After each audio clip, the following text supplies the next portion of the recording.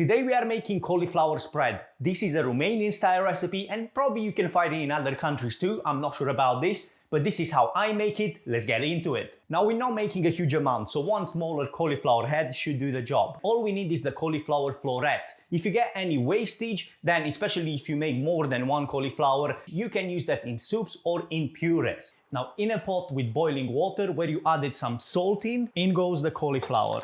Up to 3 minutes of simmering should do the job. Remove the cauliflower from the boiling water and let it sit on the side until we get ready the mayonnaise. For the homemade mayonnaise, which we've done it on this channel a ton of times, we're gonna go through it once again. You need 1 egg yolk, about half teaspoon of regular mustard, a splash of white wine vinegar, and about 200 milliliters of veg oil. Now make sure that you add in your oil gradually because otherwise your mayonnaise will split. Now back to the cauliflower, it's slightly cooler now. So I need a potato masher. I know some people get into the blender. I feel like if you do it with a potato masher, you have a bit more control because I don't want it to go like mashed potatoes. I still want to have some sort of texture in there, right? So at this stage, now we're gonna get in about 1 tablespoon of chopped onion. It's not really a quarter, it's slightly less than that. That's why I'm kind of like measuring it in tablespoons.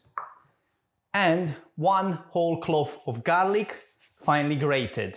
A quarter of teaspoon of salt goes in, a good pinch of freshly grounded black pepper, the mayo we prepared earlier, get a bit of smoked paprika in there, and to finish the dish, I also like a bit of fresh dill. Now mix everything together until well combined. I like to get this in the fridge for about an hour before serving, so all this flavor kind of combine one with another, and also the spread itself will solidify slightly. I really hope that you enjoyed this recipe. If you did, make sure to give it a thumbs up and subscribe to the channel for more simple recipes like this.